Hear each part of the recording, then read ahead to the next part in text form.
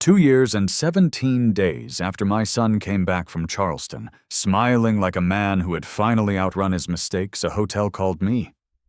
By the end of that month, my son Brandon Myers lost his company, lost his place in my will, and nearly lost the last person in this world who still wanted to believe in him.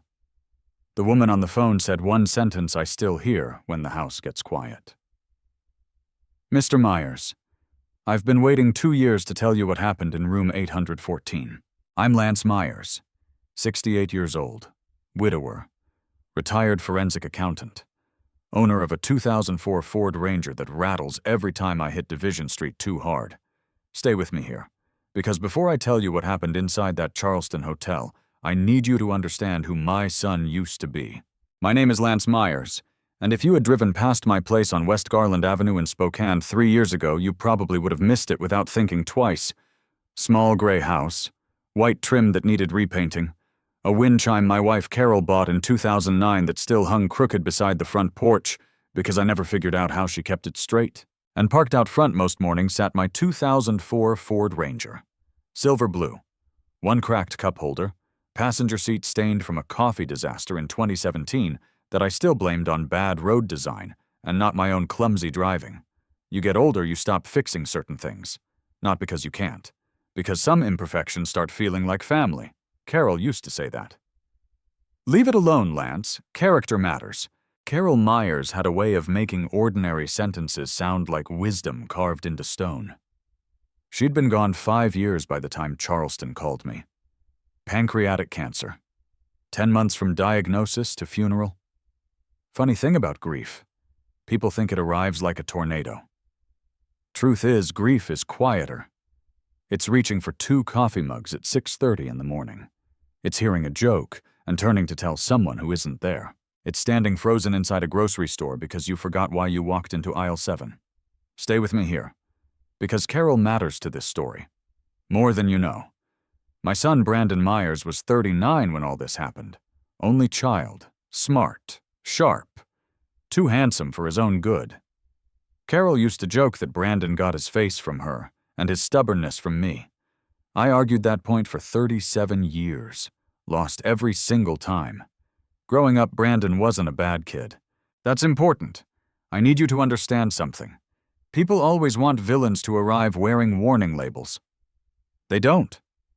Sometimes they arrive carrying soccer trophies, honor roll certificates, Father's Day cards made with construction paper and crooked handwriting.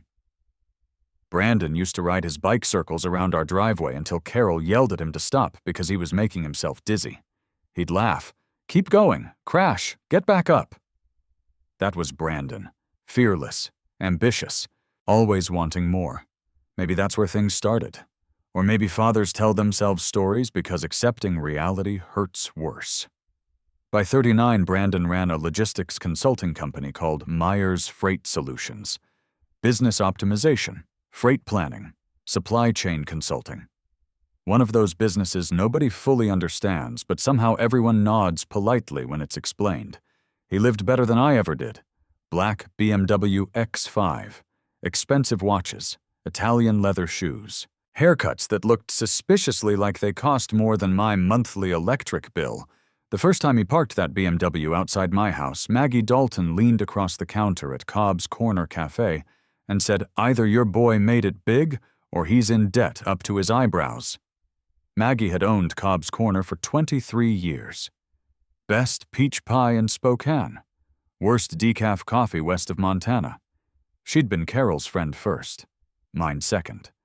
My emergency contact ever since. "You should support him more," I told her. She handed me bacon and eggs. "I support reality. He's successful. People with money don't usually need to announce they have money." "That's not fair." "Lance," she said, "I love you, but you're easier to fool than a Labrador retriever wearing reading glasses." I laughed. She wasn't entirely wrong. Brandon called every Sunday, mostly, unless business got busy or life got busy. Or one of those modern emergencies happened where people somehow find time to post vacation photos but can't return calls. You know that look people get when they're checking their phone while pretending they're listening. Brandon mastered that expression by 35. Still, he was my son. That matters. Or at least it mattered to me. About 2 years before Charleston called, Brandon showed up at my house on a Thursday evening around 6:15. November, cold enough that your breath stayed visible. Dark already. He walked inside carrying takeout from Frank's Diner. Chicken fried steak, mashed potatoes, Carol's favorite place. That should have told me something. Manipulation often arrives wearing nostalgia. "Thought I'd surprise you," Brandon said. "Either you need money or you've committed a felony." He laughed, too quickly. Pay attention to this next part. Because later I'd replay this moment 100 times. Maybe more. We sat in the kitchen. Same oak table Carol bought from a retired schoolteacher in 1998. Still scratched near one corner from Brandon's science fair volcano project. "You ever think about slowing down?" Brandon asked. "I'm 68. I mean really slowing down." "I'm listening." "Myers Freight Solutions is growing." "Good." "We landed Boise." "Idaho." "Yeah." "Congratulations." "We might expand." "That's big." "It is." Then came the pause. People reveal themselves during pauses.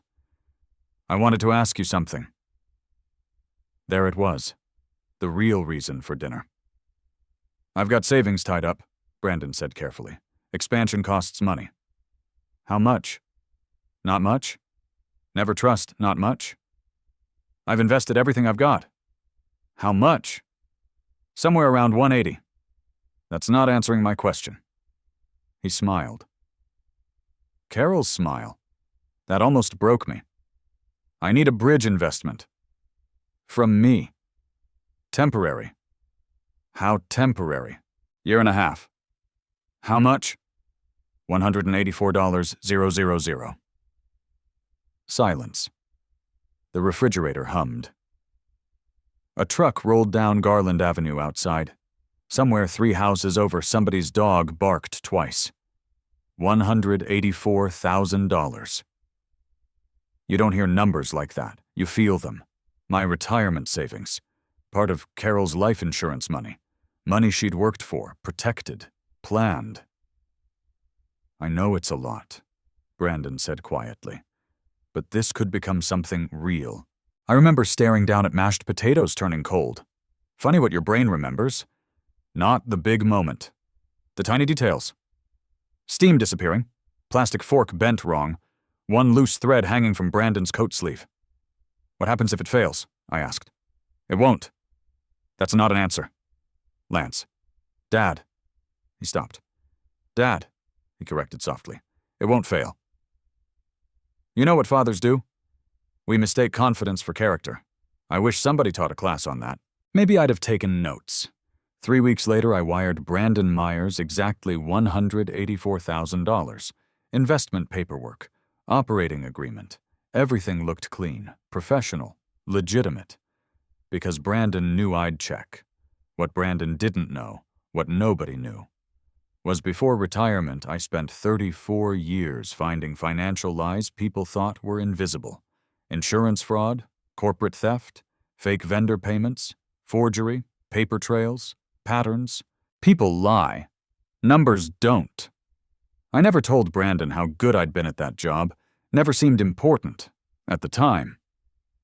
6 months after I invested, Brandon bought the BMW, and Maggie Dalton said something I laughed off. Something that came back later and hit me harder than truth usually does. She looked out the cafe window, saw Brandon's BMW parked outside, and quietly said, "That boy's spending tomorrow's money today." I wish she had been wrong. I really do. Because the first lie Brandon told me sounded reasonable enough to believe. The first lie Brandon Myers told me sounded reasonable enough to believe. That's what made it dangerous. People think betrayal arrives wearing drama, raised voices, slamming doors, a villain speech standing under bad lighting like some television crime show. No. Real betrayal shows up looking efficient, professional, calendar approved. It sounds like, Dad, I've got a business trip. 3 months after I invested the $184,000 into Myers Freight Solutions. Brandon called me on a Tuesday afternoon around 2:40. I remember because I was standing in my garage trying to figure out why my lawnmower suddenly sounded like it had developed emotional problems. "You busy?" Brandon asked. "Only arguing with machinery." "I need a favor." "That's becoming your favorite opening sentence." He laughed, again, too fast. "I've got Charleston next week." "South Carolina?" "Yeah? What for?" "Southern Harbor Logistics." "The freight company." "Potential partnership." "Big one." "Huge." I leaned against my workbench. "Interesting thing about age. Young people think experience makes you suspicious. It doesn't. Experience mostly makes you tired. And tired people want good news to be true." "Good for you," I said. "Actually," Brandon paused. There it was again, that pause. "I need temporary authorization." "For what?" "Vendor account access." "What vendor account? New software implementation?" "You're speaking business nonsense on purpose." "Dad." "Brandon." "Please." "Why?" "Because if I'm traveling and something gets delayed, accounting gets messy." "I thought you hired accounting." "We did." "Then why do you need me?" "Because technically your investment ownership percentage still triggers approval thresholds." I stayed quiet. Years ago, when I investigated insurance fraud, silence became one of my favorite tools. People rush to fill silence. Honest people explain. Dishonest people decorate. "Temporary authorization only," Brandon said. 3 days. "Nothing permanent." "Standard business stuff." Standard. Another dangerous word. "I can email paperwork." "Send it." 10 minutes later, documents arrived. Professional formatting, company logo, legal language, electronic signature request. You know what scared me later? Not what was wrong. What scared me was how much was right. Brandon had learned. He knew paperwork mattered to me. New details mattered. So everything looked clean. Cleaner than clean. Almost polished. You spend 34 years finding fraud, you learn something strange. Bad liars leave fingerprints. Smart liars leave confidence. I printed the documents. Old habit? People laugh at paper now. I don't care. Paper slows your thinking down. Computer screens rush you. Paper makes you stare. Read, question. I sat at my kitchen table. Carol's table. Read line by line. Nothing obvious. Nothing broken. Nothing illegal. 3-day authorization. Limited permissions. Vendor processing. Approval contingencies. Boring enough to feel legitimate. Brandon called 32 minutes later. "You see it? Lookin'? Everything okay?" "Looks fine." "You sound unsure." "I'm old." "No, you're not." That would have sounded sweet if he didn't need something. "When do you leave?" I asked. "Monday morning." "What airline?" "Alaska." "Hotel?" "The Magnolia Quarter." "Downtown Charleston." "Fancy." "Business picked it." "Uh-huh." "You should come out sometime," Brandon said. "South Carolina's beautiful." Funny thing, liars often become generous. They start offering futures, trips, plans, possibilities, because generous people feel trustworthy. Monday morning came cold, Spokane cold, 36 degrees, gray clouds sitting low enough to touch. Brandon texted me from the airport. "Boarding now. Talk Friday. Love you." I stared at that message longer than I should have. Love you. 3 words. 3 dangerous words when they come from somebody slowly becoming someone you don't recognize. Stay with me here. Because Charleston itself wasn't the lie. Charleston happened. The Magnolia Quarter Hotel existed. The flight existed. The city existed. The partnership meetings well. We'll get there. Tuesday afternoon, Maggie Dalton walked over carrying pie. apple. Still warm. You look grumpy, she said. I've been accused of that before. You miss Carol? I always miss Carol. She nodded. Sat down. Maggie understood quiet better than most people. Brandon called, she asked. Business trip. What does that mean, or nothing? Maggie. I didn't say anything. You did the noise. What noise? The noise. I made no noise. You absolutely made a noise. Fine. She sighed dramatically. I made a noise. Why? He moving too fast lately. Business is growing. People who grow too fast sometimes forget gravity exists. You're impossible. And usually right. Not helping. Never my goal. Thursday evening, Brandon called. Hotel noise in the background. Silverware, voices, business dinner atmosphere. Meeting went amazing. Good. We're close. How close? Real close. You sound tired. Long day. You eating? Yeah. What'd you order? Pause. Tiny. Almost invisible. Steak? South Carolina steak. Yep. You're lying. What? Charleston Seafood City and you ordered steak. Dad. I'm kidding. He laughed. Again, too fast. Friday afternoon, Brandon came home. Black carry-on suitcase, wrinkled navy dress shirt, expensive cologne, slight stubble, tired eyes. Deal happen? I asked. No. No. They dragged their feet. Southern Harbor. Yeah? Old money people. Slow? Next quarter, maybe. Sorry to hear it. Part of business. That evening, I sat in my recliner watching baseball. Didn't care about baseball. Couldn't even tell you who played. Just noise. Something ordinary. At 9:14 p.m., my phone buzzed. Bank notification. I almost ignored it. Almost? Pay attention to this next part. Because little things matter. Always. Charge notification, business expense reconciliation, $62.40. Magnolia Quarter Hotel, Charleston. Nothing strange there. Except I stared at transaction coding. Merchant adjustment classification.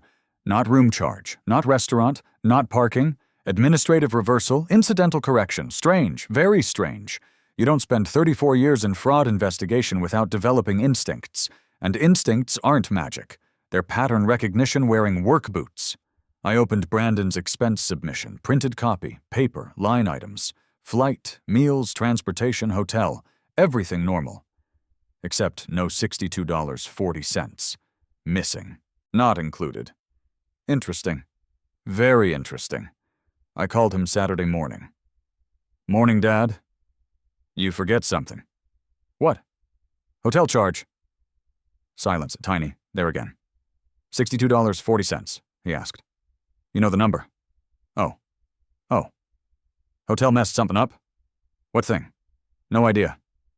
You called them. Didn't bother. Business expenses matter. It's $62. It's $62.40. Lance. Dad. What happened? Nothing happened. You sure? Positive. Okay. You don't trust me. Dangerous question. Very dangerous.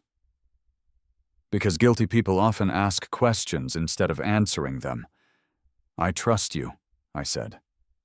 And maybe that was true. At least part of me still wanted it to be. Saturday afternoon, I pulled old habits out of retirement. Nothing dramatic, no accusations, no speeches. I printed paperwork, expense reports, transaction records, authorization forms, made copies, labeled folders. Neatly, methodically. The same way I used to do before exposing fraud worth millions. My late wife Carol used to joke, Lance could organize chaos into filing cabinets. I smiled thinking about that. Then stopped smiling. Because for the first time for one quiet second, I wondered something fathers aren't supposed to wonder. What if my son wasn't being careless? What if he was counting on me believing he was? I didn't confront Brandon, didn't accuse him, Didn't tell Maggie. Didn't call lawyers. I did something worse. I started keeping copies. That sounds harmless. Almost boring. Like something a retired man does because he has too much time and not enough hobbies. Truth was, I already had hobbies. My tomatoes out back were doing surprisingly well that year. I rebuilt old fishing reels when Spokane winters got long. I argued with cable customer service representatives like it was a competitive sport. I had hobbies. What I didn't have was peace. Not anymore. Because once your instincts wake up, they don't politely go back to sleep. They pace. Quietly. Patiently. Waiting. 3 days after Brandon told me the hotel had messed something up, I drove down to Office Depot on North Division Street. Bought folders, labels, printer ink. Maggie Dalton saw the bag sitting in the passenger seat when I stopped by Cobb's Corner Cafe. She narrowed her eyes immediately. "What's with the office supplies? Needed printer ink." "No, you didn't." "Needed folders." "No, you didn't." "Needed labels." "Lance." "Maggie." "What happened?" "Nothing happened." "That's your lying voice." "I don't have a lying voice." "You absolutely have a lying voice." I ordered meatloaf. She poured coffee. Bad coffee. Consistently bad. Some people keep traditions alive. Maggie protected terrible coffee like it belonged in the Smithsonian. "Brandon okay?" she asked. "Far as I know." "You worried?" "No." "Lance." I said no. She leaned one elbow against the counter. "You remember Carol's rule?" I looked up. Of course I remembered Carol's rule. Carol had rules for everything. Never grocery shop hungry. Never buy furniture online. Never trust someone who says, "Trust me." And the important one, the one Maggie meant. If something feels wrong long enough, stop explaining it away. "I remember," I said quietly. Maggie." "Nope." "What?" "You already know." "I don't know anything." "Then why'd you buy folders?" I hated when she did that. Because she usually won. By Friday, my dining room table looked like a small accounting department had exploded. Bank statements, expense reports, wire transfer records, authorization documents, business filings. Nothing illegal about reviewing paperwork. Especially paperwork attached to $184,000. Stay with me here. Because this matters. People think forensic accounting is some genius-level superpower. It's not. It's patience, that's it. Patience, patterns, tiny details nobody else thinks matter. People lie emotionally. Numbers lie structurally. Which means eventually they break. I started simple. Expense reports, vendor invoices, travel reimbursements, software subscriptions. Nothing unusual. Then something caught my eye. Not Charleston, not yet. Boise. Myers Freight Solutions had expanded operations 6 months earlier. Brandon told me growth required new systems, new staffing, new vendors. Made sense. Mostly. Except one vendor account kept appearing. North River Operations Consulting. Monthly payments. Variable amounts. $2,400. $3,700. $4,950. Consulting fees. Operational scaling support. Corporate language has always fascinated me. People hide nonsense behind expensive vocabulary. I searched state business registration records. North River Operations Consulting. Registered, active, legitimate. Owner Brandon Myers. I sat back slowly. Read it again. Owner Brandon Myers. Maybe mistake. Could happen. Could absolutely happen. Except mistakes usually don't invoice companies thousands of dollars every month. I printed records, added them to Folder 3. Folder 3 had become important. Folder 1 investment documents. Folder 2 expense reports. Folder 3 questions. I labeled folders, old habits. Carol used to tease me about labels. Said if I could label weather patterns, I probably would. God, I missed her. That night I stood in our bedroom. Still hours. Even years later. Her side remained mostly untouched. Some people move on faster. I didn't. Her blue cardigan still hung inside the closet. One silver bracelet sat beside her jewelry box. Tiny bottle of lavender lotion under the bathroom sink. Grief moves furniture inside your heart. Nothing goes back exactly where it was. I sat on the edge of the bed, looked at her picture. "You seeing this?" I asked quietly. "Crazy thing. You keep talking to people after they leave. Maybe because love doesn't understand endings." Saturday morning, Brandon showed up unexpectedly. BMW. Black. Clean enough to blind pilots flying overhead. He walked inside carrying coffee. 1 caramel latte. 1 black coffee. Mine. 3 sugars. Exactly the way I drank it. Little things matter. Remember that. "Thought I'd stop by," he said. "You're becoming sentimental. Can't a guy see his dad? Usually right before he needs something." He smiled. Carol's smile again. Dangerous thing. "Actually," he said. There it was. That word. Actually. Business conversation incoming. Every time. "Need advice?" "About, we're restructuring." "We." "Company?" "Okay." "I've been talking with attorneys." Trust structures?" I stayed still. "Tax advantages?" "Protection?" "Lance." "Dad." "Dad." "What protection?" "Asset protection." "From what?" "Business liability." "Okay. I've been thinking.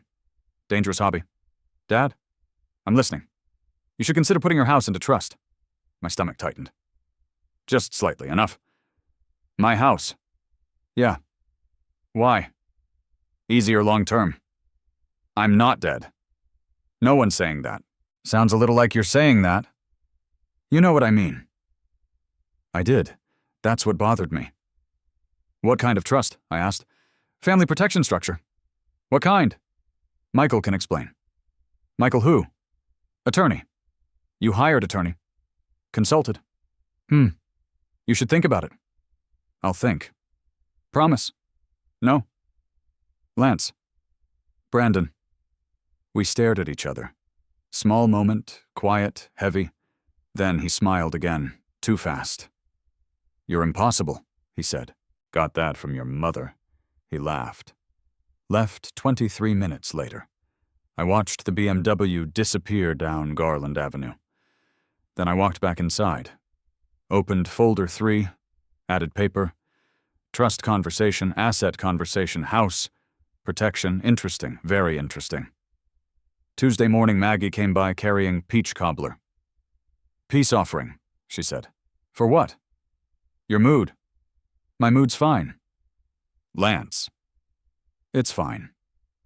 She sat, looked toward paperwork, didn't touch anything, didn't ask. Good friends know when silence needs room.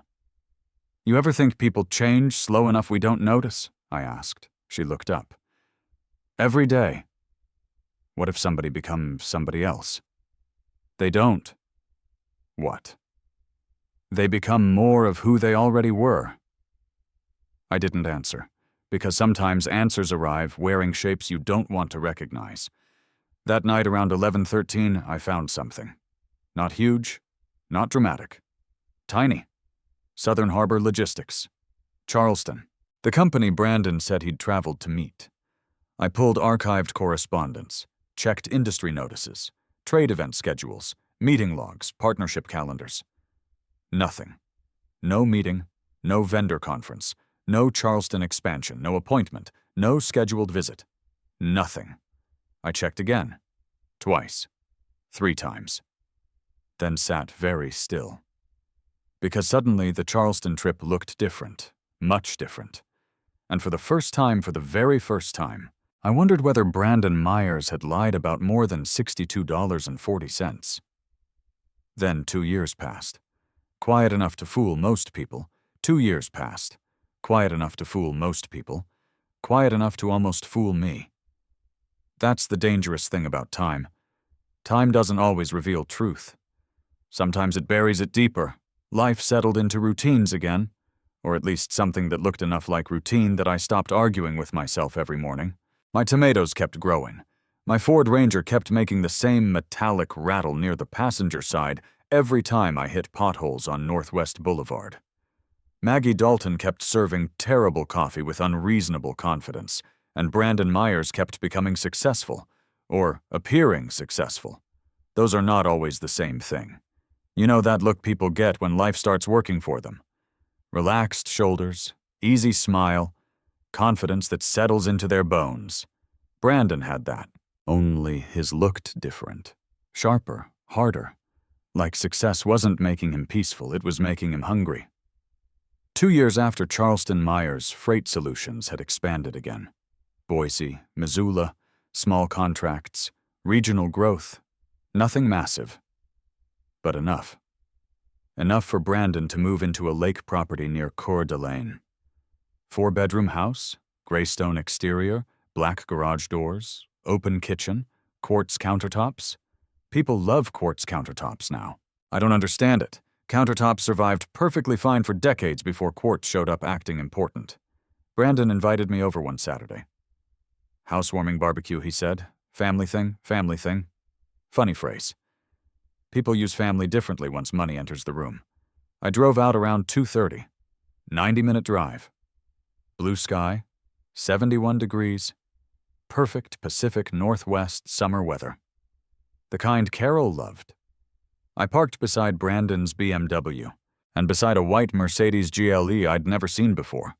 That's where I met Vanessa Reed, 36, real estate broker, perfect teeth, perfect hair, perfect social smile, the kind that arrives exactly 1 second before it needs to. "Mr. Myers," she said. "Lance. Brandon talks about you constantly." "Interesting. Because Brandon rarely called lately. You can call me Lance," I said. "Oh, good," she smiled. "Mr. Myers makes me feel like I'm failing algebra." I laughed, because it was funny. That mattered.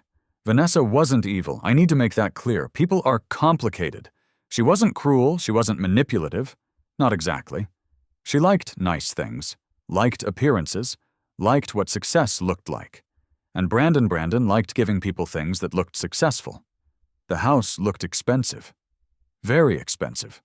Too expensive. I noticed details automatically. Forensic accounting never really leaves your bloodstream.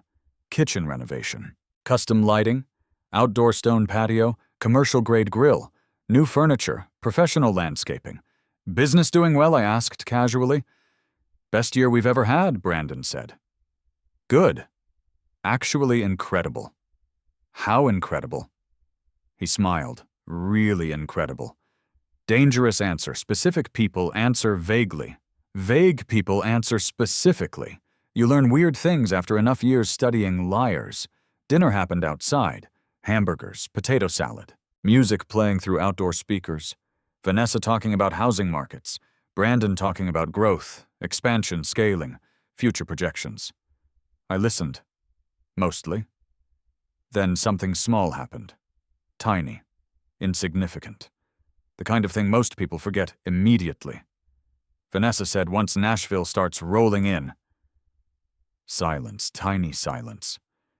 Brandon answered too fast. Potential Nashville. Not rolling. Potential. Right, Vanessa corrected quickly. Interesting. Very interesting. Nashville. First I'd heard of Nashville. Later that night back home I checked filings, business registrations, expansion notices, corporate disclosures. Nothing. No Nashville. No Tennessee operations. No registered activity. No projected expansion, nothing. Tiny thing. Maybe nothing. Maybe something. You know how intuition works? It doesn't scream. It taps, quietly, again, and again, and again. 3 months later, Brandon called. "Dad, Brandon, you busy? Depends. Need advice. Business advice. Dangerous category. Can we grab lunch? Sure. We met at Frank's Diner. Same place, same booth. Rain hitting windows. Thursday afternoon, 2:15. Brandon looked tired. Actually tired. Dark circles, jaw tight, phone constantly lighting up. "What's wrong?" I asked. "Nothing." Okay, cash flow's tight. Okay, temporary. Okay, you ever think about downsizing? There it is. What? The actual conversation. Dad Lance. Dad what? You don't need that whole house. My stomach tightened. Not dramatically. Just enough. West Garland Avenue, Carol's house, our house. No. You could free equity. No. Invest smarter. No. You're sitting on dead money. Interesting phrase. Dead money. You know what your problem is, Brandon said. Probably several things. You think old ways still work. They usually do. Markets changed. People haven't. You sound like Maggie. Careful. I'm serious. So am I. You should think long term. I do. No, you don't. Brandon. Dad. What? You trust too much. Funny. Hearing that from him. Almost funny enough to laugh. Almost. You know what I think? I asked quietly. What? I think people rush. No, yeah, Dad Lance. He rubbed his forehead. Exhausted, frustrated. Something underneath him felt unstable. I could see it. Couldn't prove it. Yet. 2 weeks later I found something. Again. Not huge, tiny, my name, loan documentation, commercial filing, business leverage paperwork, personal guarantor section, my name. Lance Myers. I sat completely still. Read it twice, 3 times, 4. No signature forgery, nothing criminal, not technically. But Brandon had leveraged financial credibility tied to my ownership relationship, without discussing it, without asking, without warning. I called him, immediately. Dad, you used my ownership standing. Pause. Dangerous pause. Temporary. You didn't ask. Didn't need to. You absolutely needed to. It's business. No, yes, no. Silence. Longer this time. You don't understand modern business, Brandon said quietly. There it was. Pride. Arrogance. The thing greed grows inside people. You think I don't understand money, I asked. No. Careful. You know what I mean. No. Dad. Brandon. You worry too much. No, you do. No. Nothing's wrong. Nothing's wrong. 3 dangerous words. Nothing's wrong. I hung up. Drove straight to Seattle the next morning. 6 hours, coffee, rain, traffic, old memories. And one very old friend, Michael Avery, 62, attorney, former fishing disaster companion, one-time golf partner, terrible golfer, excellent lawyer. He still kept the same office overlooking Elliott Bay, still wore Navy suits, still looked like he charged by the syllable. You look tired, Michael said. My son's successful. Ah, you understand immediately. I'm an attorney. I handed him paperwork, loan filings, business structures, ownership records. He read quietly. Long time. Finally looked up. You trust him, I did. Do you now? Silence. Dangerous silence. You need proof, Michael said, of what? Whatever your instincts already think. And if instincts are wrong, they aren't. Confident. Old age earns confidence. You're older than me by 6 months. Wisdom matters. Arrogant. Also wisdom. I laughed. Needed that laugh. You wait, Michael said quietly. For what? Mistakes. People make mistakes. Greedy people make patterns. I drove home that night through rain so heavy my windshield wipers practically surrendered. And for the first real time, I stopped asking whether Brandon had changed. Instead, I asked something much harder. What if this had been growing inside him for years? Then Charleston called. Charleston called on a Tuesday. Rainy morning, October, 9:13. I remember because I was standing in my kitchen arguing with my coffee maker. Again. That machine had survived 9 years through pure stubbornness and what I believed was divine intervention. My phone rang. Unknown number. South Carolina area code. For a second, I almost ignored it. Spam calls had become a full-time profession in America. Your car warranty, solar panels, Medicare upgrades, people promising life-changing opportunities from call centers 6 states away. But something made me answer. Hello? Silence. Small. Nervous. Then, Mr. Myers, female voice. Young, professional, careful. Yes. My name is Rachel Bennett. Pause. I don't know a Rachel Bennett. No, she said quietly. You don't. Rain tapped against my kitchen window, steady, soft. I used to work at the Magnolia Quarter Hotel. Everything inside me slowed. Not dramatically, quietly, like gears turning. Charleston. The hotel. 2 years. Okay, I said carefully. I worked night management. I said nothing. People explain more when silence exists. I know this is strange. Little bit. I've gone back and forth about calling. Why? Long pause. Because real hesitation sounds different from fake hesitation. You learn that after enough years. I've been waiting 2 years, she said quietly, and suddenly I wasn't cold anymore. I need you to understand something before I tell you. Okay? I almost didn't call. Okay? I lost my mother last spring. Something inside my chest tightened. I'm sorry. Thank you. Her medical bills got bad. I understand. No, she said softly. I don't think you do. Silence. Rain. Refrigerator humming. Life continuing while truth slowly walked toward my front door. My mother used to tell me something. Rachel said, "Good people make bad choices when they're scared, but eventually they still have to look at themselves." I leaned against the counter. Slowly. Mr. Myers. Yes. I've been waiting 2 years to tell you what happened in room 814. There it was. The sentence. The one that changed everything. Stay with me here, because this next part matters. A lot. I don't understand, I said. I know. Start talking. I worked night management back then. Okay. Your son checked in Monday. Brandon. Yes. He wasn't alone. Silence. Longer. He said business trip. I know. Southern Harbor Logistics. I know. He never met them. I closed my eyes, not because I was shocked, because suddenly I wasn't. You sure? I asked. Yes. How? I know because I handled the request personally.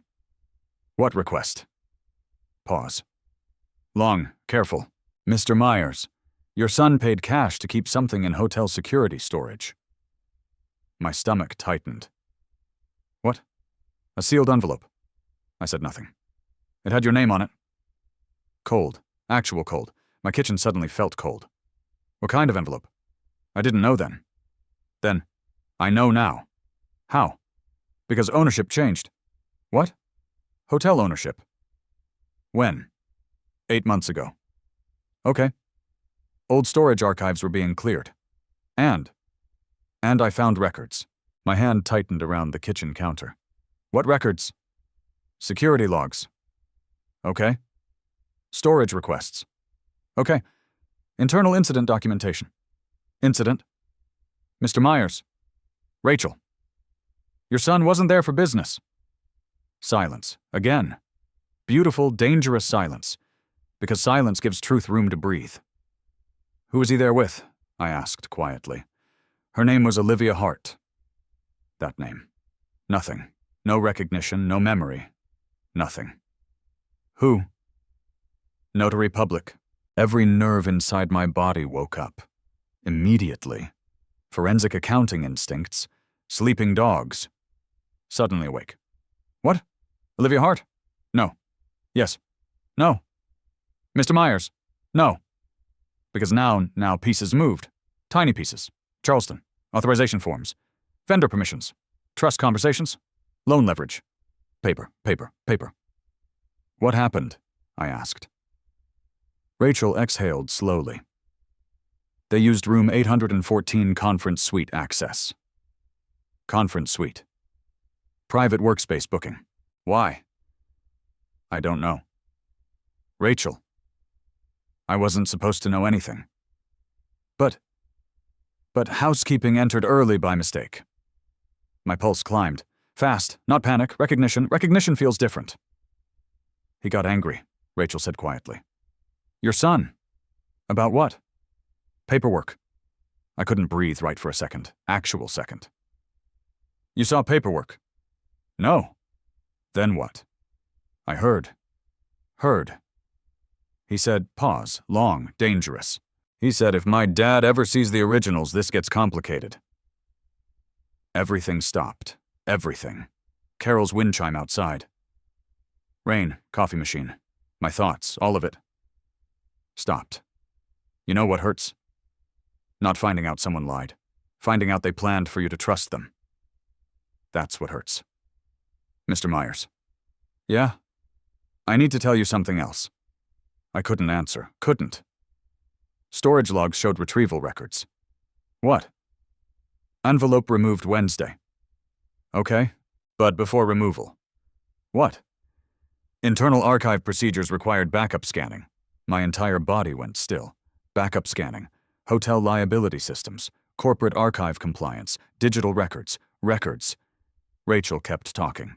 Words barely landing. Security retention policy. Ownership transition archives. Storage intake documentation. Incident response retention. Then the sentence. The one that mattered. We still have copies. Copies. God. Copies. My late wife Carol used to say, the truth survives in places liars forget exist. I nearly sat down. Nearly. What copies? Documents. What documents? I don't know exactly. Rachel. I never opened them. Rachel. I only know what happened after. What happened? Mr. Myers. Her voice broke. Small. Human. Real. I got scared. Scared. Your son complained. Complained. He said staff violated privacy. So, I got written up. Silence. Management protected him. Why? He spent money. Of course. Of course he did. Why call now? My mother died. Quiet, soft. Pain understands pain. I cleaned out her house last month, Rachel said. Found her handwriting, found her voice, found things I forgot. I leaned against the counter harder, because I understood, perfectly. And then? I asked.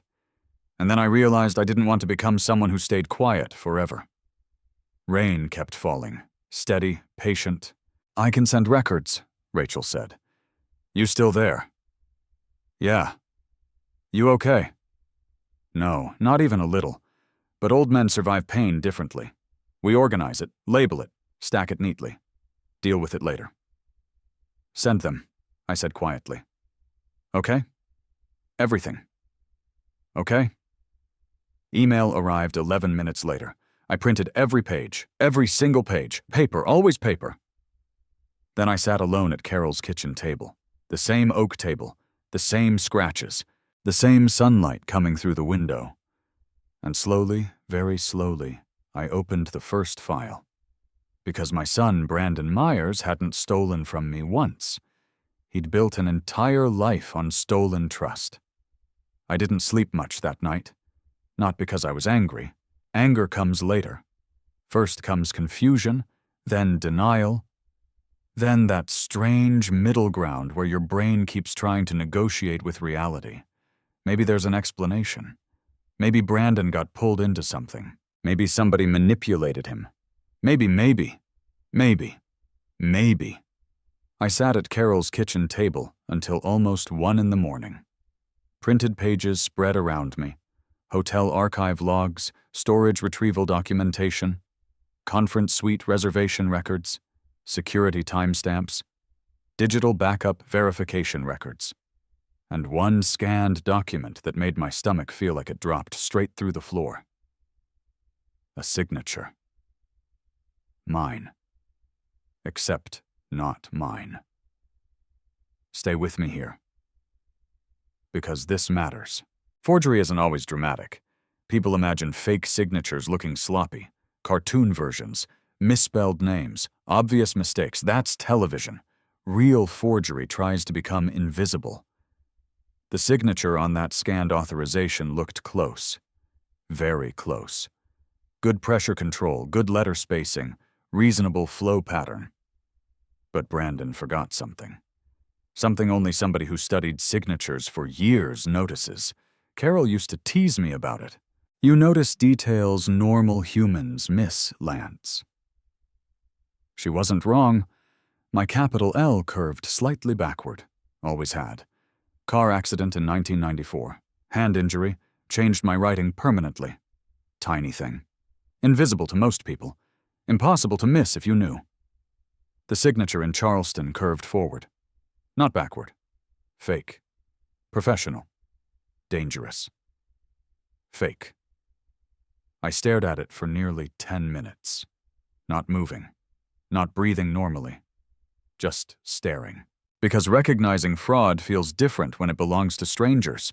Strangers become files, cases, evidence, procedure. But when it belongs to your son, it becomes grief. Real grief. Again. Different shape. Same pain. At 7:32 the next morning, I called Michael Avery. He answered immediately. Tell me you're golfing. I hate golf. Then tell me you're fishing. I hate fishing. You own 6 fishing rods. I own 6 bad decisions. Lance, Michael, you sound terrible. I need Seattle. Silence, small, professional. Today, he asked. Today, you found something. Yeah. How bad? Long pause. Bad enough. Drive safe, he said quietly. Office at 2. The drive from Spokane to Seattle gives you too much time to think. 5 hours and change. Rain near Ritzville. Cloud cover over Moses Lake. Truck traffic getting worse near Snoqualmie Pass. I drove my old Ford Ranger west, coffee beside me. Printed files in a weathered leather messenger bag Carol bought me 15 Christmases earlier. You ever notice memories attach themselves to objects her handwriting still sat faded inside that bag? Tiny marker ink, inside pocket. LM. Carol did that. Labeled things. Funny. I smiled, then stopped smiling. Because grief sneaks up when you least expect it. Michael Avery's office sat exactly where it always had. 14th floor, Seattle. Glass windows overlooking Elliott Bay. Rain streaking down steel and concrete. Professional enough to charge terrifying hourly rates. Michael wore navy. Of course. He always wore navy. You look awful, he said. You say that every time, because it keeps being true. I handed him paperwork. No speech, no explanation. Just paper. He sat down. Read. Quiet. 5 minutes? 10? 15. No interruptions. That's why Michael stayed good at his job. Good professionals know silence does work words can't. Finally, he leaned back. Removed glasses. Jesus. Yeah. Olivia Hart. Notary, South Carolina. You know her. No. You recognize name. I recognize complaint history. Cold. Real cold. What? Not criminal history, Michael said. Administrative problems. What kind? Improper verification complaints. When? Years ago. How many? Enough. I leaned back, slowly. Brandon used her. Looks like. Can we prove it? Maybe. Dangerous word. What now, I asked. Michael folded his hands. Attorney mode. Problem-solving mode. I need timeline, everything. Start Charleston, okay? Then trust conversations, okay? Loan leverage, okay? Vendor movement, everything. You think bigger than forgery. I think patterns. Good answer. Because he was right. Fraud rarely lives alone. Fraud invites friends. We worked 4 hours, paper everywhere, hotel logs, corporate filings, transaction histories, expense records, authorization forms, business disclosures. Michael asked questions. I answered. Years of forensic accounting came back faster than I expected. Funny thing about expertise. You don't lose it. It waits, quiet, patient, until you need it again. Transfer activity, Michael said. What? Look here. He turned paperwork. Bank documentation, archived transaction activity. My stomach tightened. $47,800. Movement, layered, split, distributed. Interesting. Very interesting. Vendor payment structure, Michael said. No, yeah, no. Lance, show me. He did. North River Operations Consulting. Brandon's company. Southern Harbor reimbursements. Internal allocation. Transfer patterns. Hidden movement. Corporate layering. Not sophisticated. Not enough. Brandon had made one massive mistake. Pride. Greedy people overcomplicate things. Simple fraud survives longer. Complex fraud creates fingerprints. You know what scares me, Michael said quietly. What? He thought you wouldn't see this. That hurt worse. Far worse. Not because Brandon stole, because Brandon believed I'd stopped being who I was. I stared out. Seattle rain. Gray water, gray sky, gray city. You hungry? Michael asked. No. You need food? No. Lance, fine. We walked 3 blocks. Small sandwich place, corner of First Avenue, turkey sandwich, potato chips, coffee. Bad coffee. Not Maggie bad.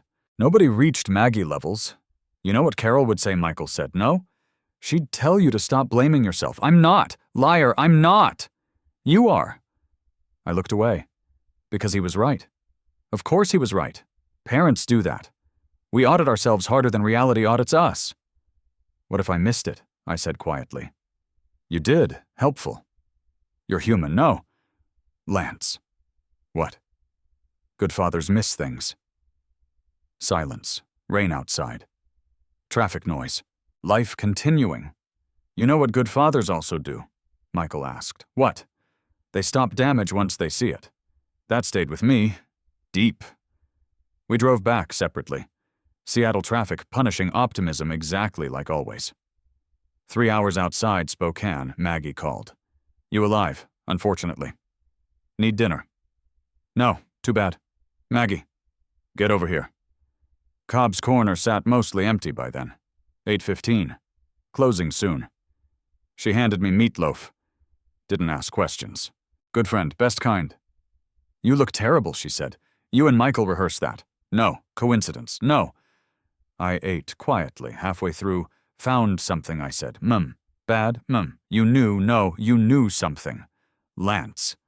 What, people don't change fast, no. They reveal themselves slowly. I hate when you're wise. Part of my charm.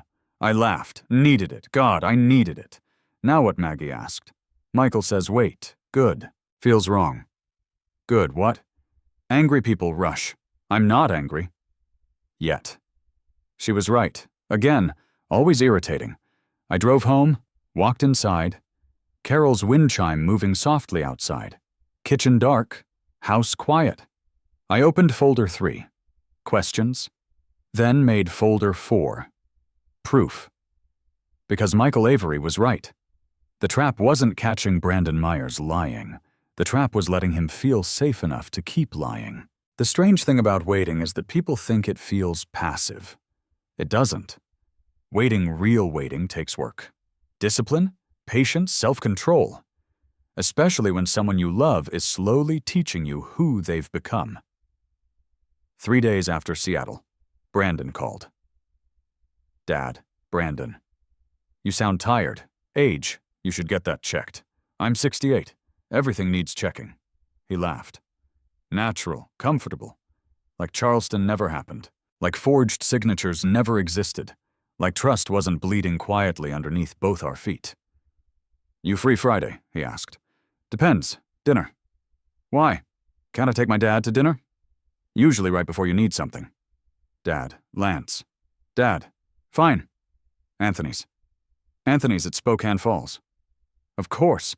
Expensive enough to feel important. Pretty enough to distract people. I hung up. Then I called Michael Avery. Immediately. No, he said. No what? You're not confronting him. I didn't say confront. You were thinking confront. I was thinking dinner. You think aggressively. That's not true, it absolutely is. I'm calm. No, I'm very calm. Lance. What? Let him talk. That's your legal strategy. That's your strategy too. He wasn't wrong. That irritated me. Friday arrived cold. Cloud cover, 48 degrees. Wind moving through Spokane Falls hard enough to remind people winter was coming. I parked outside Anthony's at 612. Ford Ranger. Silver blue. Paint fading. Passenger mirror cracked. 3 parking spaces away sat Brandon's BMW. And next to it, Vanessa's white Mercedes. Interesting. He brought Vanessa. Not unexpected, but interesting. People bring witnesses when they think they're winning. Lance Vanessa smiled. Warm, perfect, controlled. Vanessa, good to see you. You too. Brandon hugged me. Quick, efficient, corporate son version, not little boy version. Not anymore. We sat near the windows, river below, lights reflecting off moving water, expensive atmosphere, small plates pretending to be large meals. The waiter explained menu items like he personally raised the vegetables. I ordered salmon. Brandon ordered steak. Vanessa ordered sea bass. Business good, I asked. Easy, casual, harmless. Really good, Brandon said. Best year yet. Good. Nashville expansion moving. Interesting. Very interesting. Nashville again. You mentioned Nashville before I said, yeah, when, few months back. You okay, fine? Something wrong, no? You sure? Yep. Vanessa smiled. Brandon barely sleeps lately, she said. Vanessa, what you work too much, she said. You know him. I did. That bothered me, because Brandon worked hard, always had. Hard work wasn't the problem.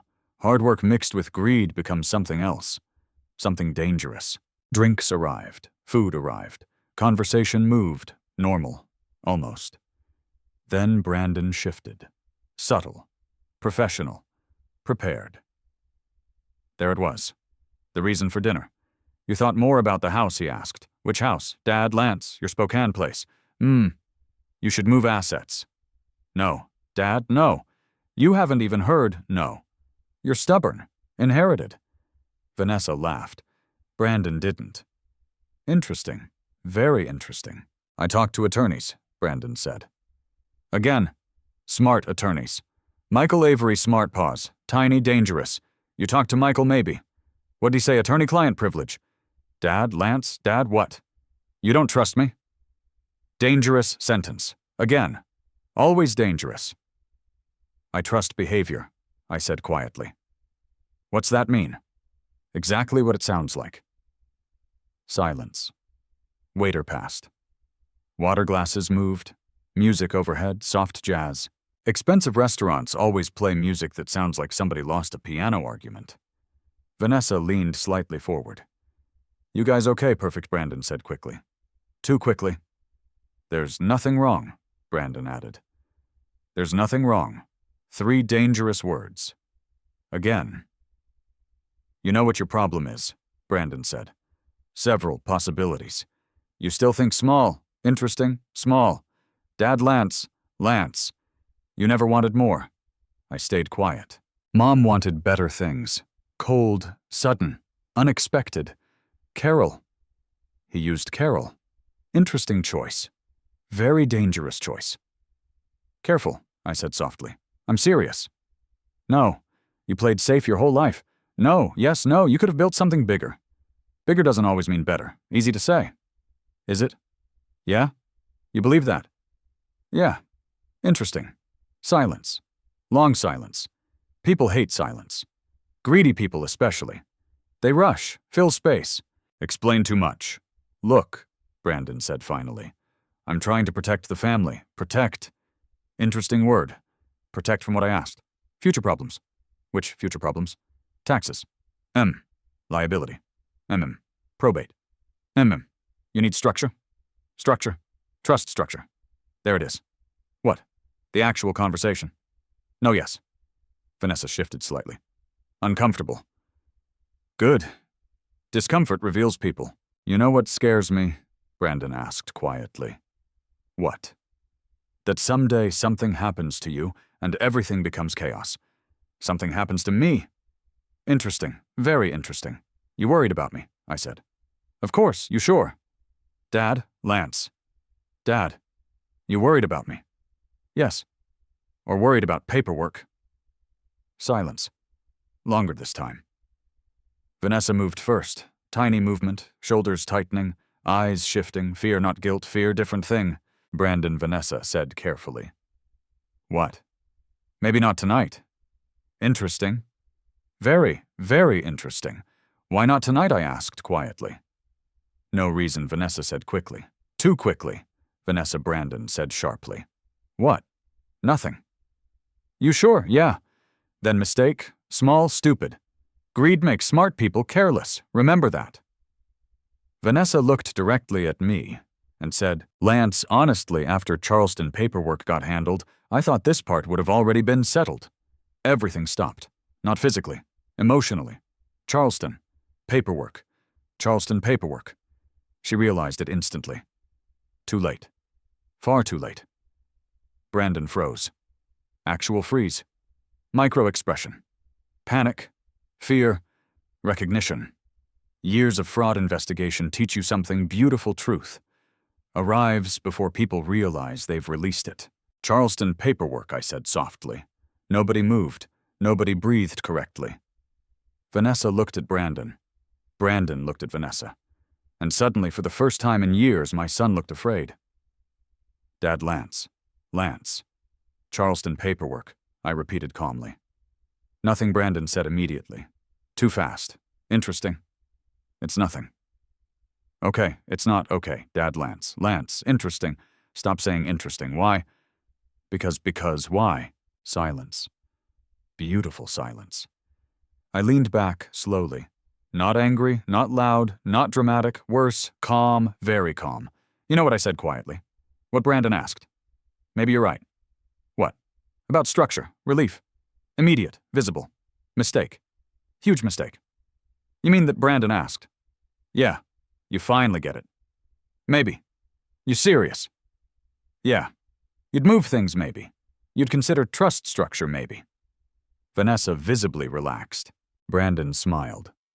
Actual smile, victory smile, pride, dangerous. Good, Brandon said quietly. Good. Maybe I said. Maybe we should do things properly. What do you mean? Attorney. Okay. Accounting. Okay. Everyone there. Okay. Michael Avery. Tiny pause. Okay, Brandon said carefully. Full transparency. Of course. Paperwork. Of course. Everything. Absolutely. He smiled. Wrong smile. Dangerous smile. The smile people wear when they think they've already won.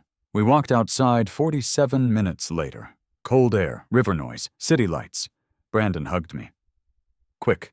Corporate Sun version again. You'll see, he said quietly. Everything's gonna work out. I looked at him. Really looked. My son. My little boy who used to ride circles in our driveway. My son, standing under Spokane lights, lying directly to my face. You're right, I said softly. Everything's about to work out. Because greed makes smart people careless. And Brandon Myers felt safe. There's a moment in every fraud investigation where the person lying believes they've survived. That moment matters, because relief makes people reckless. Brandon Myers walked into Michael Avery's office believing he had won. That was his mistake. Seattle, Wednesday, 11 in the morning, rain again. Seattle treats sunlight like it's a limited-time promotion. Michael's office overlooked Elliott Bay. Gray water, gray sky, gray buildings, perfect weather for uncomfortable truths. I got there early. Of course I did. Old habits. Retired forensic accountants and nervous fathers arrive early. Maggie Dalton came too. She insisted. I'm emotional support, she said. You're chaos support. Also true. She carried coffee. Terrible coffee. Not from her diner. Which somehow made it worse. Michael stood near the window reviewing paperwork. Stacks, folders, evidence, printed copies, Charleston records, corporate filings, financial movements, loan leverage documentation, forgery analysis, everything, every single thing. You okay? Michael asked. No. Good. What? People who feel nothing make mistakes. Comforting. You're welcome. Maggie sat quietly, which should tell you how serious things were. Maggie quiet meant weather warnings. 11:23. Brandon arrived. Gray suit, white shirt, dark blue tie, expensive watch, confident walk, corporate confidence, dangerous confidence. Vanessa came too. White coat, hair perfect, smile smaller than usual. Interesting. Fear changes people, Dad Brandon said. Brandon, Michael, Brandon, Miss Dalton. Maggie, she corrected. Right. No hug today. Interesting. Very interesting. What's all this, Brandon asked. Paperwork, Michael said. Thought we were discussing structure. We are. Why so formal? Because formal matters, Michael said. I stayed quiet. That mattered. Brandon kept looking at me, looking for signals, looking for weakness, looking for old Lance. The trusting one, the tired one, the father version, not the investigator, not today. Okay, Brandon said. Let's do it. Michael nodded. Explain your proposal, easy, simple, let him talk.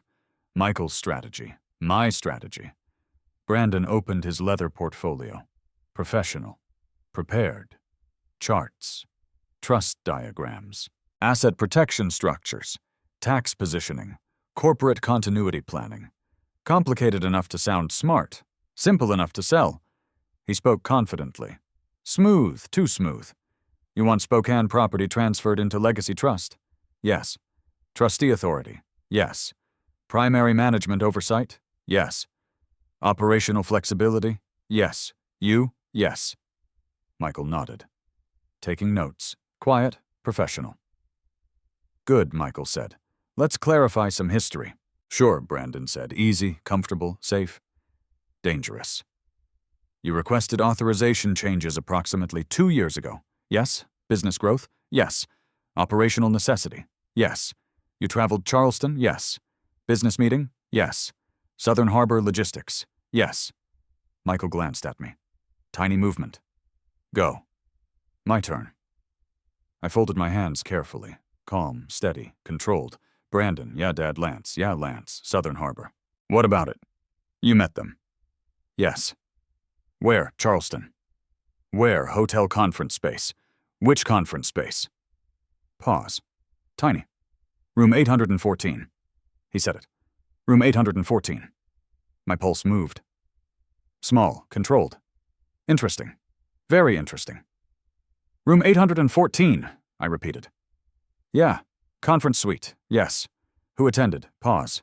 Dangerous. Southern Harbor people. Names. What names? Dad Lance, Lance names. Why? Because I asked. Daniel. Last name. Pause. Longer. Beautiful. Daniel. Last name. Dad Lance. Lance. Last name. Daniel Walker. Michael wrote something. Quiet. Professional. Anyone else, I asked? No. Positive. Yes. Very positive. Yes. Interesting. Stop saying interesting.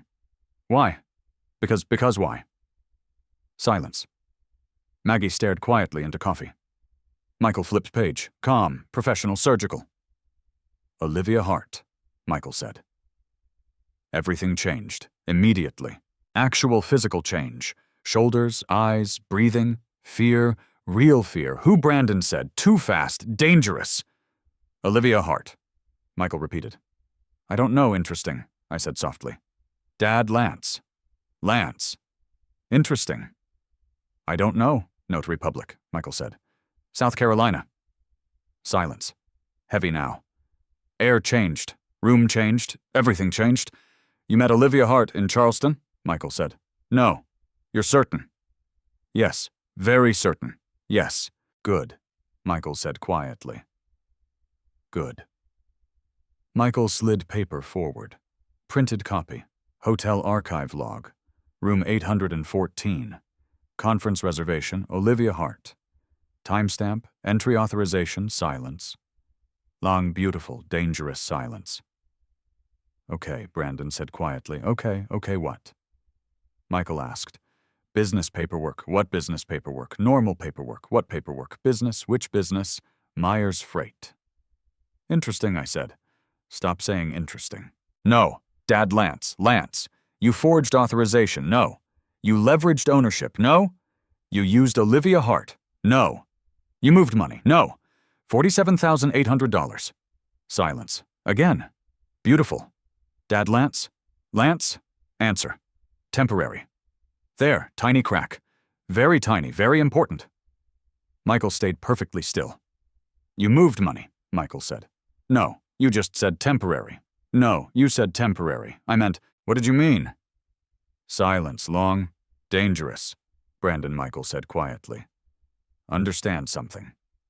Nobody moved. Charleston hotel records exist. Silence. Archive logs exist. Silence. Financial patterns exist. Silence. Forgery review exists. Silence. Your father spent 34 years finding fraud. Brandon slowly looked toward me. Really looked. Maybe for the first time in years.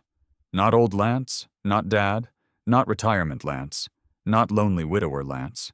No, he saw something else. The mistake. His mistake.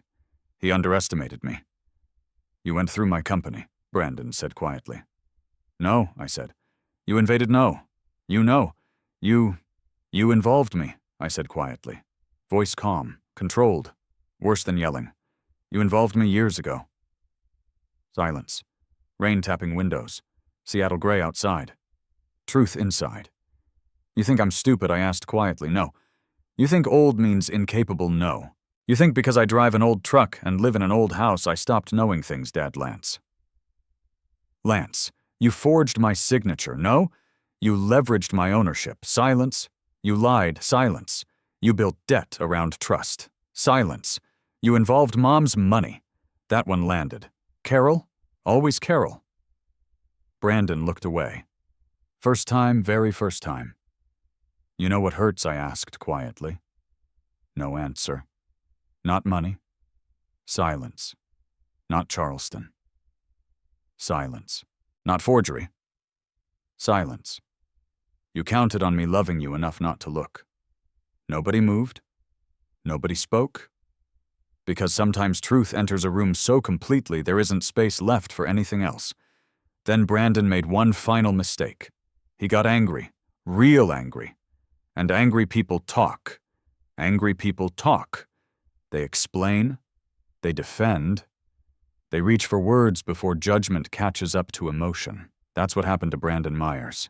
And after spending 34 years investigating fraud insurance, theft, fake claims, forged signatures, and people who thought they were smarter than consequences, I knew exactly what I was watching. Seattle. Michael Avery's office. Rain still sliding down the glass outside.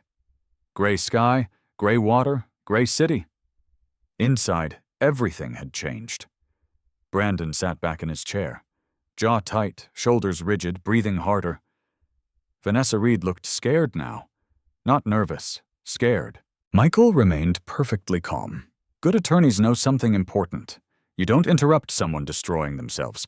You let gravity work, Brandon Michael said quietly. Do you want to revise anything you've said? No.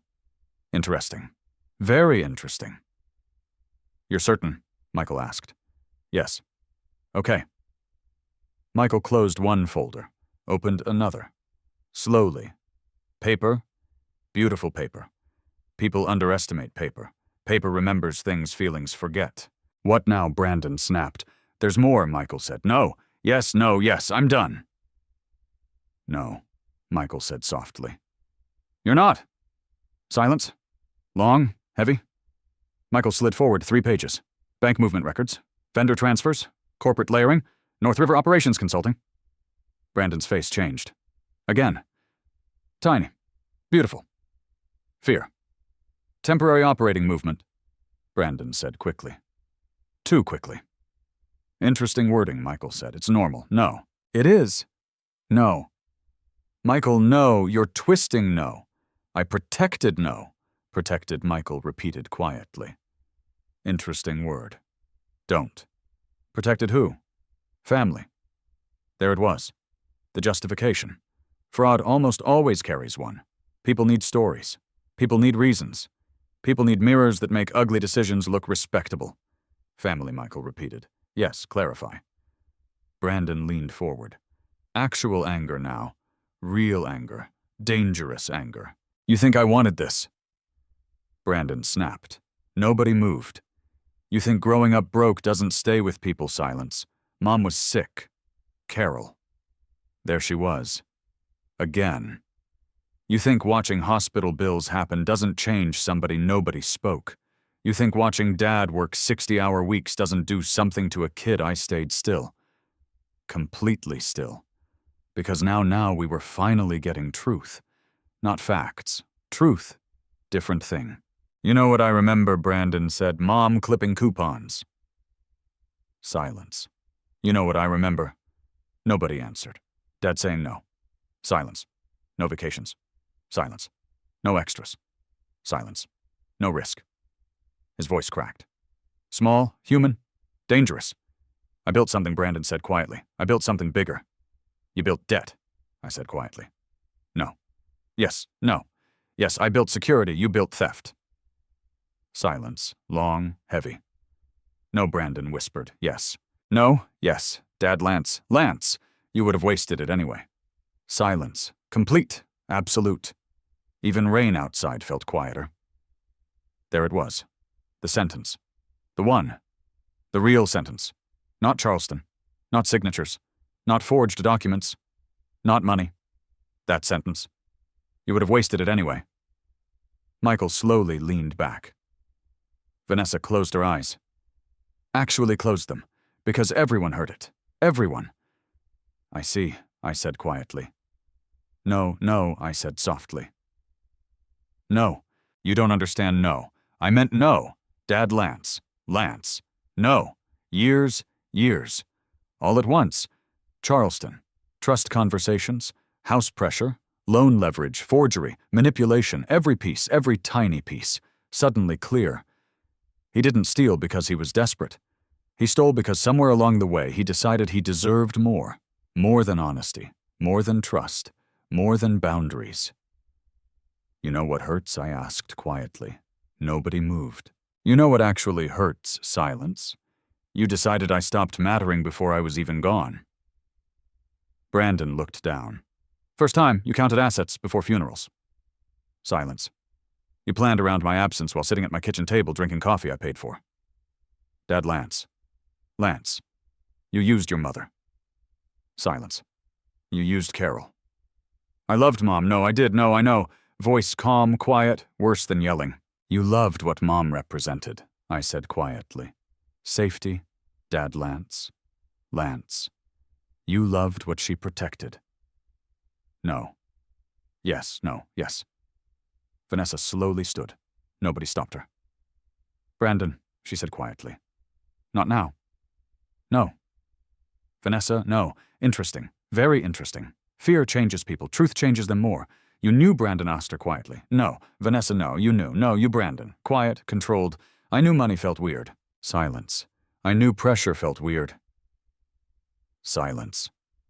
I knew Nashville didn't make sense. Silence. I knew Charleston sounded strange. Silence. But no. Long pause. No, Vanessa whispered. I didn't know this. Then she left, just like that. White coat, quiet footsteps, elevator doors, gone. Brandon stared at the doorway, stunned.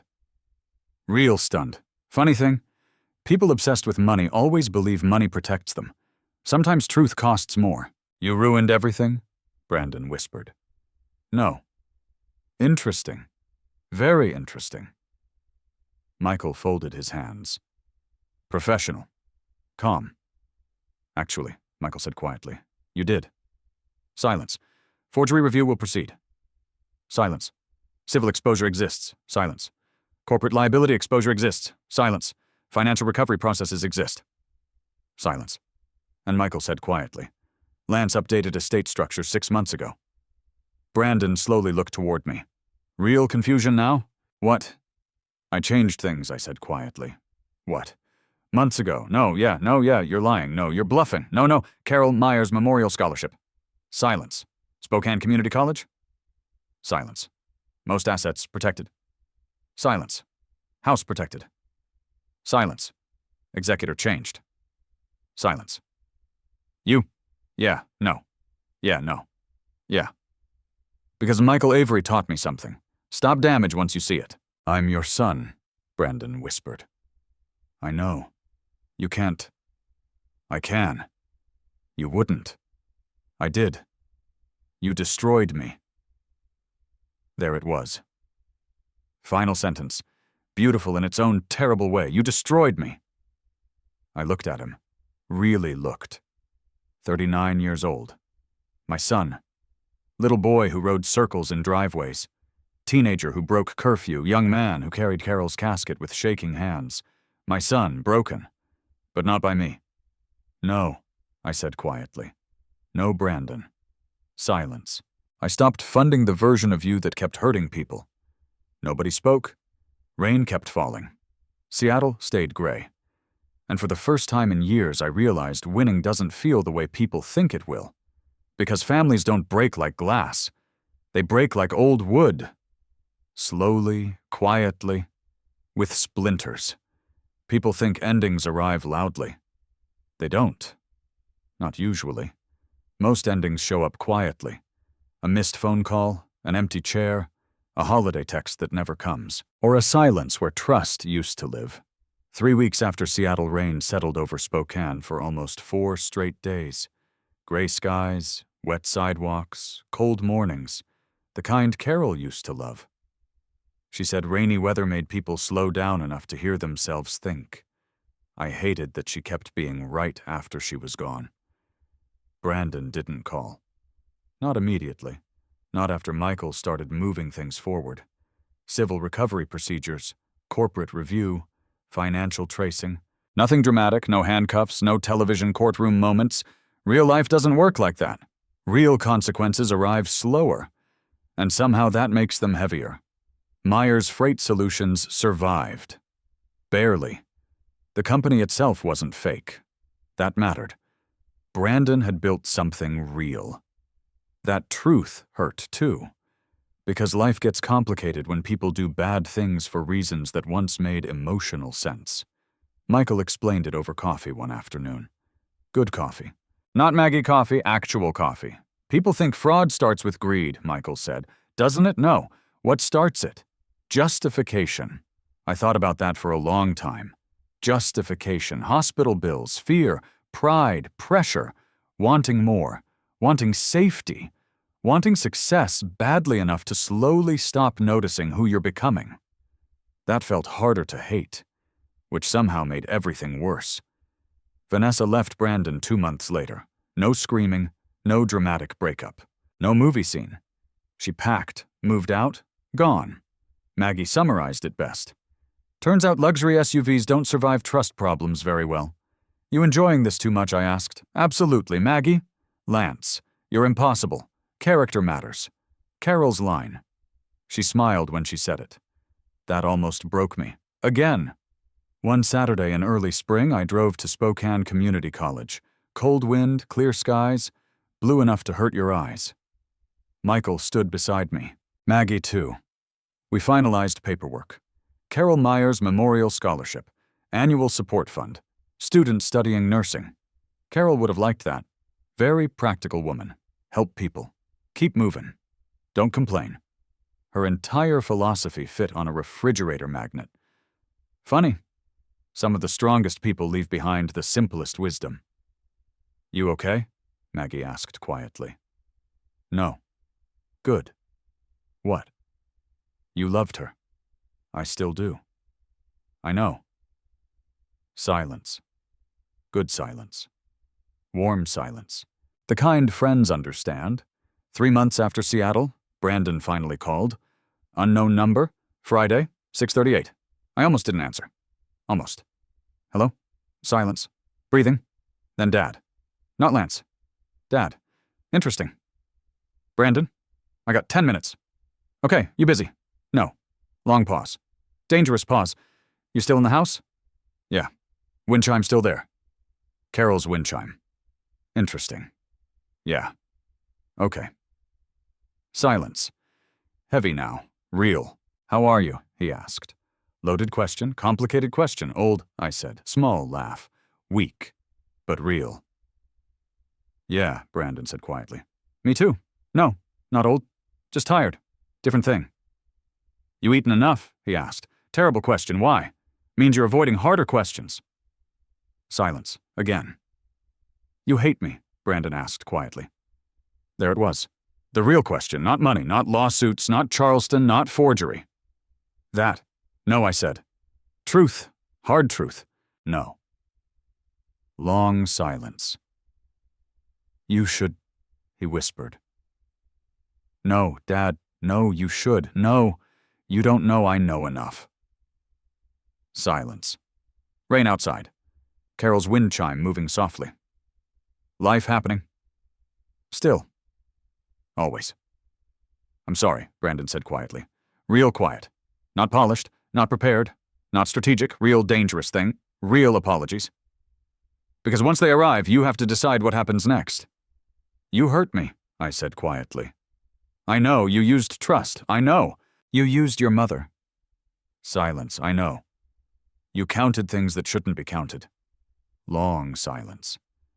I know, you scared me. That one changed something. Because fear mattered. Parents don't talk about fear enough. Not fear of dying. Fear of discovering love didn't protect what you thought it protected. I know, Brandon whispered. No, I said quietly. You don't? Silence. Long, heavy, human. You remember your bike, I asked. What? Blue bike. Pause. Yeah.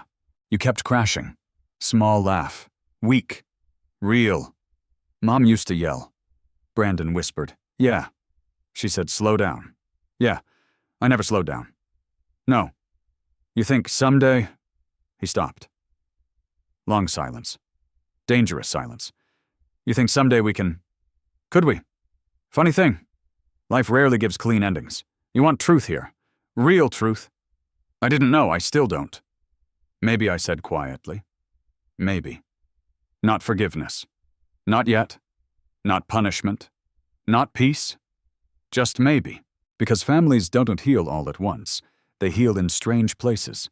Phone calls, awkward conversations, tiny moments, slow honesty, work. Real work. 6 months later, Brandon showed up. No BMW. Sold. No expensive watch. Gone. Old pickup truck. Used. Ordinary. Interesting. Very interesting. He stood outside my house holding a toolbox. Your porch rail's loose, he said. It is. Need help. I looked at him. Really looked. Older somehow. Not physically. Life older. Consequence older. Okay, I said quietly. We worked 3 hours. Mostly silent. Hammer, wood, cold air, tools, ordinary things. The porch rail got fixed. Some things didn't. Not yet. Maybe not ever. But when he left, he stopped beside Carol's wind chime. Touched it carefully, very carefully. Miss her, he said. Yeah, me too. Then he left. Truck disappearing slowly down Garland Avenue. And I stood there thinking something strange. Winning isn't getting everything back. Winning isn't revenge. Winning, real winning, is finally knowing what you will never give away again. Trust matters. Love matters. Boundaries matter. And if you've lived long enough, you learn something difficult. Loving people doesn't mean protecting them from consequences. Sometimes loving people means finally letting consequences teach what kindness couldn't. If somebody in your life has ever disappointed you, hurt you, taken your trust and treated it carelessly, I need you to understand something. Pain changes people, but pain doesn't have to harden you. Protect your peace. Protect your boundaries. Protect your heart. But don't lose your ability to hope, because hope matters, even after Charleston, even after betrayal, even after trust breaks. Sometimes life gives us splinters. But sometimes if we're patient, those broken places learn how to hold again. If this story meant something to you, join our community by hitting that like button and subscribing for more real, raw, and family-centered stories. Drop a comment below and tell us, have you ever been in a situation like this? We read every single one. And as always, thank you for being a part of this.